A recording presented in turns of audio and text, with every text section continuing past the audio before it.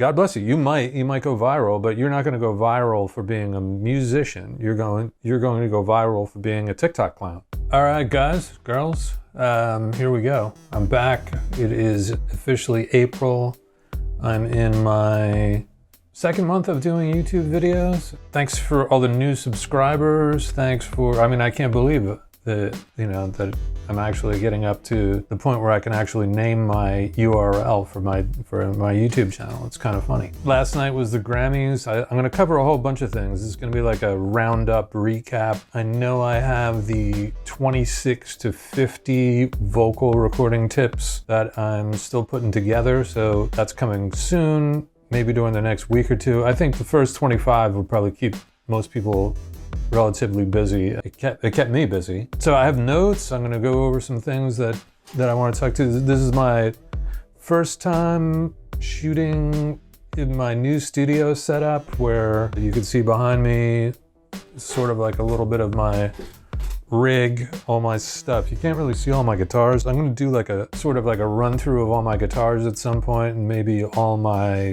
pedals, recording rig, and just the way I go about doing guitar tracks. I've been doing a lot of shorts lately, kind of having fun with that. If I'm just sort of noodling on the guitar in the living room or even in the studio here, I'll just kind of like hit the iPhone and record it, mostly just to save the riff for myself so that I don't forget it. I think I even named one of them Before I Forget You, because you get these little ideas and things like that, and if you don't record them real quick, they are gone. They are into the ether. I talk to buds all the time about the state of the industry, the music industry, the state of new artists, even old artists. I don't know if anybody saw the clip of Madonna that I just saw. I guess she did something on TikTok prior to the Grammys, and it's just heartbreaking. I mean, what the hell is she doing to her face? Or what the hell is some doctor doing to her face? Not to mention the rest of her, but it's scary. That's just my opinion. All of this is just my opinion, but that's, you come to my channel,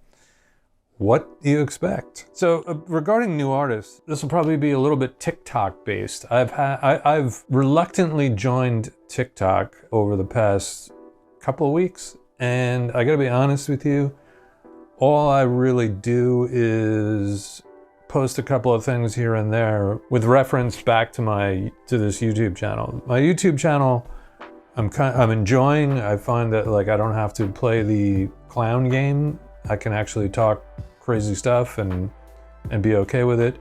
I'm not going to do TikTok clown act, skits and lip syncing and crazy shit like that. I don't get it. Call me the old guy, get off my lawn kind of shit. But that's my relationship with TikTok. On that point, I do talk to a fair amount of young artists and people working with young artists, managers, A&R kind of guys, and someone just told me the new name for A&R is analytics and I can't remember, analytics and something to do with numbers. But anyway, it used to be artists and repertoire. On the TikTok tip, the TikTok tip, I think it's a valid platform.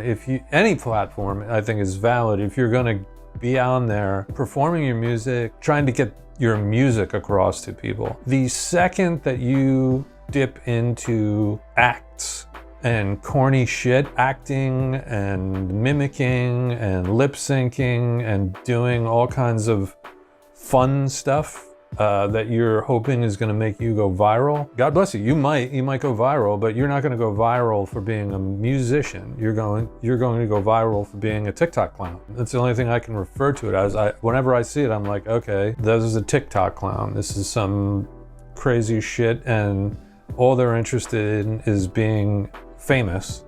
And if you want to be famous, definitely give it a shot, because you have just as much chance as anybody is being famous, but it is not going to help your career as an artist if you want to be an artist. I just looked into Olivia Rodrigo, and because I kind of just did like a quick search on who's a big music star because of TikTok. Her name comes up, and of course she won some Grammys last night, I think. It's not like she broke on TikTok. She was a 12-year-old actress on Disney and High School Musical and things like that. And then eventually it got to the point where she puts her music out, and then TikTok took over as far as promoting her music. But she was never a TikTok clown who eventually charmed record labels and had some incredible fan base that wanted to buy records of hers or buy streams or whatever. It's just a real weird area. I know there's probably pushback on this because artists are being told, like, you know, or asked, what are your numbers on TikTok? This is by record label people who don't have any other way of going about turning you down. Honestly, that's what they're doing. They're turning you down. They are looking for the negative so that they can find a way to shut you down and say, look, you don't have the numbers on, you don't have the numbers on TikTok, you don't have the numbers on Spotify, and you don't have the numbers on YouTube and Instagram and whatever.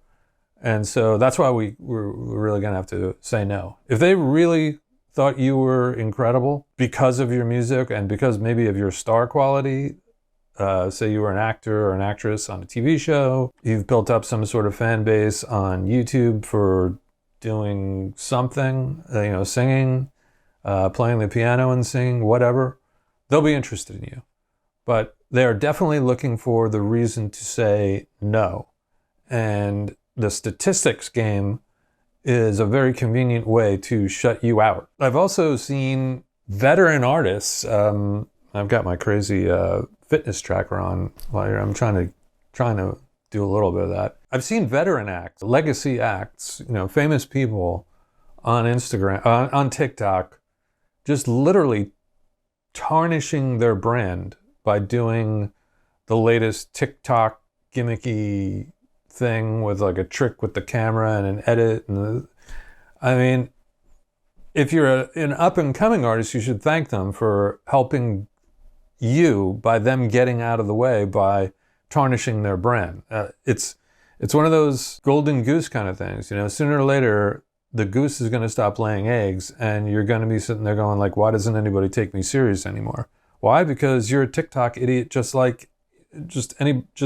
some schmo in the middle of the country or the edge of the country. This week, I'll be working on a little bit of a tutorial kind of situation with my studio. I'm going to be giving up some info on, let's just say, for instance, how I replace drum sounds and work with different software plugins that I use, incorporating a little bit of a screen share kind of thing. So like the things are going to keep evolving, hopefully, and they're not going to be, I'm trying to keep you from getting bored and from me from getting bored. And as I go into new areas of this and experience different challenges of how to learn how to get the software to work with Pro Tools and another camera angle and another microphone. I don't even know I'm going to do it, but I'll figure it out. On the Grammys, I haven't watched, admittedly, in, I don't know, I want to say 16 or 17 years. LL Cool J was the host. They've lost some luster for me. I mean, I get it that if you're an artist, you aspire to be at the Grammys or go to the Grammys or win a Grammy or be up for a Grammy, whatever. The bloom is off the rose. Let's just say that for the Grammys. I mean, first of all, a few thousand people, it seems, were like up for Grammys because every song has 10 songwriters on it. So there's like the exclusive club kind of thing is sort of like, losing its validity, if that's the right way to put it. I've heard some different things about the Grammys. Some friends said it was incredible. Some said it's just an award show. I think eventually Spotify will have some sort of live stream award show kind of thing and blow the Grammys out of the water, because the Grammys are a bit of a sham. I mean, they're constantly trying to figure out how to manipulate everyone's perception of them by being extra inclusive and extra diversity and all these things. And it's only because they want to keep their television show going and they don't want to be canceled for all the reasons that people get canceled these days. I know this is like right on the edge of like, Tony's a fucking, a hater, but, whatever. So that's going to kind of be like the rundown for today. One bit of advice for new artists that I would have is take the 5 artists that you love, even if you say the 3 artists that you love and you just can't stop listening to, you should literally not listen to them not listen to them at all for the next year while you're working on your music. Because I'm sure that if you are a, let's just say, Taylor Swift, Lorde, and Billie Eilish addict, that you have more than enough of those 3 influences in your system that you almost can't even help yourself but write and perform mimicking them. And that's a slippery slope. So what I'm suggesting is that you go back a ways or something. If you're a female, go to like male rock stuff and say like, okay, I'm gonna study Steven Tyler, Michael Hutchins, and Eddie Vedder, and not tell anybody, and see if you can get something out of that so that you can blend it with your obvious influences and actually find some sort of way to become like an original act. Because we have enough Billie Eilishes, we have enough Lordes, we're gonna have enough Olivia Rodrigos any minute, because I'm sure that there are several